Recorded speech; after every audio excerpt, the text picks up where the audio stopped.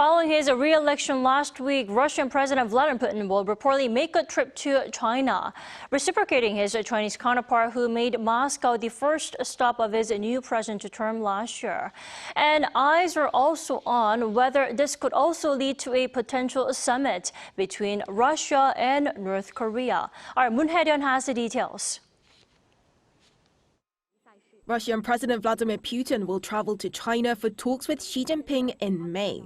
According to a Reuters report on Tuesday, this could be the first overseas trip of his new presidential term after being re-elected on Sunday. The Kremlin declined to comment, but with Russia strengthening its ties with China since its invasion of Ukraine, it's unsurprising that Putin has made Beijing his first stop.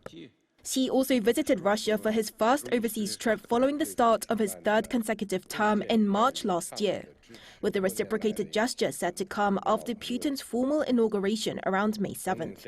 Putin reaffirmed Moscow's close ties with Beijing on Sunday, stating he would continue to develop their relationship in the coming years.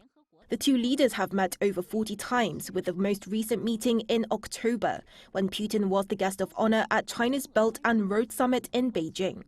Trade and military ties between China and Russia have been particularly strong in recent years, with Chinese customs data showing that trade between the two sides hit over $218 billion between January and November last year.